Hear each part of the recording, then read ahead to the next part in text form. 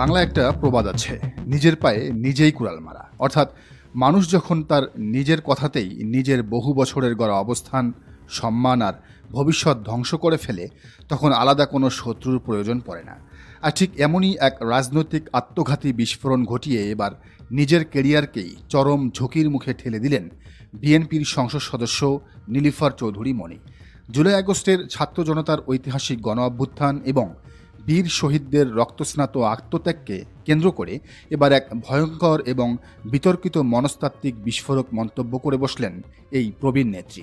একটি বেসরকারি টেলিভিশনের লাইভ টকশোতে বসে গণ অভ্যুত্থানের গতি প্রকৃতি, নেপথ্যের মাস্টার প্ল্যান এবং আন্দোলনকারীদের আবেগ নিয়ে তার করা চটকদার মন্তব্য শুধু সাধারণ মানুষকে ক্ষুব্ধ করেনি, বরং খোদ বিএনপির ভেতরেই তৈরি হয়েছে নজিরবিহীন তোলপাড়।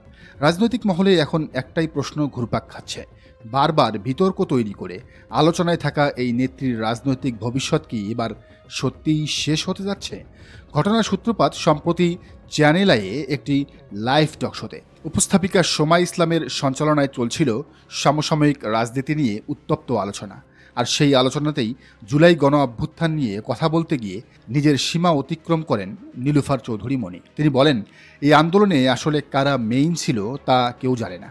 একজন আরেকজনকে চেনে না, পাশে হাঁটতে গেছে, হঠাৎ আরেকজন পড়ে গেছে, সবাই মনে করছে হয়তো গরমে পড়ে গেছে, আসলে সে ততক্ষণে মারা গেছে। গুলি সামনে থেকে আসছে নাকি পেছন থেকে কেউ জানে না, গুলির শব্দও হয়নি, এগুলো সব স্নাইপারের গুলি ছিল।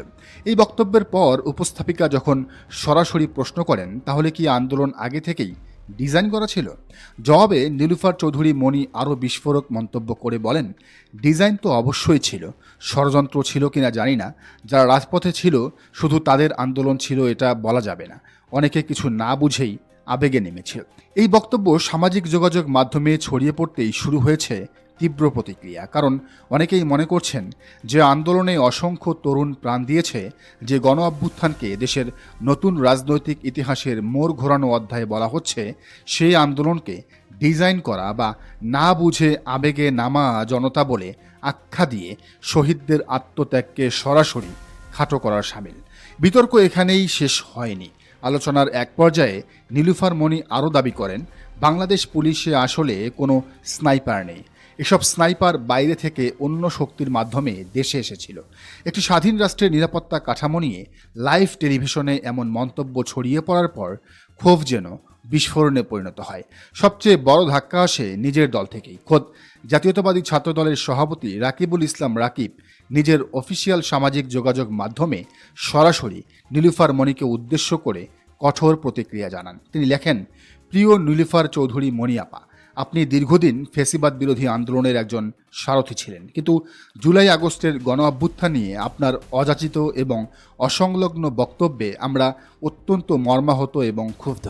আমরা আপনার এই বক্তব্য ঘৃণা ভরে প্রত্যাখ্যান করছি। রাজনৈতিক বিশেষজ্ঞরা বলছেন, এই ঘটনা আসলে দীর্ঘদিনের জমে থাকা ক্ষোভের বিস্ফোরণ। কারণ এর আগেও একাধিকবার বিতর্ক তৈরি করেছেন নীলুফার চৌধুরী মনি। একবার তিনি ধর্মীয় বিষয় নিয়ে মন্তব্য করতে গিয়ে জাকাত এবং চাঁদাবাজিকে একই প্রসঙ্গ টেনে ব্যাপক সমালোচনার মুখে পড়েছিলেন। আরেকবার শহীদ ওসমান হাদিকে নিয়ে টকশোতে গিনিপিগ শব্দ ব্যবহার করে তিনি তৈরি করেছিলেন ব্যাপক বিতর্ক। প্রতিবারই দলের ভেতরে তার বিরুদ্ধে অসন্তোষ তৈরি হয়েছে, কিন্তু এবার পরিস্থিতি ভিন্ন। কারণ এই ইস্যু জড়িয়ে আছে জুলাই আগস্টের সেই ঐতিহাসিক গণ অভ্যুত্থানের সঙ্গে, যে আন্দোলন দেশের নতুন রাজনৈতিক বাস্তবতা তৈরি করেছে। রাজনৈতিক অন্দরমহলের আলোচনা বলছে, বর্তমান প্রধানমন্ত্রী তারেক রহমান এই বক্তব্যে অত্যন্ত ক্ষুব্ধ। দলের অনেক নীতি নির্ধারক মনে করছেন যে আন্দোলনের উপর ভিত্তি করে দেশের বর্তমান রাজনৈতিক কাঠামো দাঁড়িয়েছে, সেই আন্দোলনকে প্রশ্নবিদ্ধ করে এমন কোনো নেতাকে বা নেত্রীকে ছাড় দেয়া হলে সেটি পুরো দলের জন্য আত্মঘাতী বার্তা হয়ে দাঁড়াবে। তাই এবার নীলুফার মনির বিরুদ্ধে কঠোর সাংগঠনিক ব্যবস্থা নেওয়ার দাবিও জোরালো হচ্ছে। রাজনৈতিক পর্যবেক্ষকরা বলছেন, ক্ষমতার দাবার বোর্ডে বারবার বিতর্ক সৃষ্টি করে পার পাওয়া অনেক নেতার জন্য একসময় না একসময় শেষ ঘন্টা বেজে যায়। এখন প্রশ্ন হচ্ছে, বারবার বিতর্ক তৈরি করা এই নেত্রীর ক্ষেত্রেও কি সেই শেষ ঘন্টা বেজে গেছে? দলের ভেতরে ক্রমবর্ধমান চাপ, ছাত্র সংগঠনের প্রকাশ্য বিরোধিতা এবং তৃণমূলের ক্ষোভ, সব মিলিয়ে পরিস্থিতি দ্রুত জটিল হয়ে উঠছে। বাংলায় আরেকটি প্রবাদ আছে, বেশি কথা অনেক সময় সর্বনাশ ডেকে আনে। রাজনীতির মঞ্চে বহুবার বিতর্ক সৃষ্টি করে আলোচনায় থাকা নীলুফার চৌধুরী মনির জন্য কি এবার সেই প্রবাদই সত্যি হতে যাচ্ছে? দলের শীর্ষ নেতৃত্ব কি এবার সত্যিই তার বিরুদ্ধে জিরো টলারেন্স দেখাবে, নাকি শেষ মুহূর্তে আবারও কোনোভাবে বেঁচে যাবেন তিনি? রাজনৈতিক অঙ্গনে এখন শুরু হয়ে গেছে সেই রুদ্ধশ্বাস কাউন্টডাউন। আসলে চ্যানেল আইয়ের হোস্ট সোমা ইসলাম একজন আত্মস্বীকৃত ফ্যাসিস্ট। বর্তমান সরকারের মন্ত্রী শেখ রবিউল হাসিনা আমলে একবার এই দালালের টকশো ছেড়ে উঠে গিয়েছিলেন, কারণ সোমা ইসলাম কোনো পরোক্ষ দালাল না, তিনি প্রত্যক্ষ ফ্যাসিবাদী দালাল। ৫ আগস্টের গণ অভ্যুত্থানের পর দীর্ঘদিন পালিয়ে থাকলেও এই ফ্যাসিস্টকে পুনরায় ফিরিয়ে এনেছে চ্যানেল আই কর্তৃপক্ষ।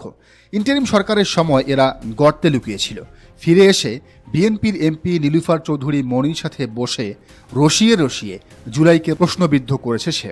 অপরদিকে বিএনপির নীলুফার চৌধুরী মনি সরাসরি আওয়ামী ন্যারেটিভ প্রচার করেছে, ফলে বিষয়টা পরিষ্কার। এখন এই ফ্যাসিস্ট সোমা ইসলাম মেইন স্ট্রিম মিডিয়ায় উপস্থাপনা করতে পারা বা না পারা বিএনপি সরকার এবং তথ্য মন্ত্রণালয়ের জন্য একটা লিটমাস টেস্ট। এখন বর্তমান সরকার নীলুফার চৌধুরী মনির বিরুদ্ধে ব্যবস্থা নেওয়ার পাশাপাশি এই ফ্যাসিস্ট সোমা ইসলামকে চ্যানেল আইয়ের উপস্থাপনা থেকে সরাবে কিনা সেটি দেখার বিষয়। দর্শক, এই বিষয়টিকে আপনি কিভাবে দেখছেন জানান মন্তব্যের ঘরে। আর এই চ্যানেলে নতুন হলে অবশ্যই সাবস্ক্রাইব করুন এবং বেল আইকনটি বাজিয়ে রাখুন।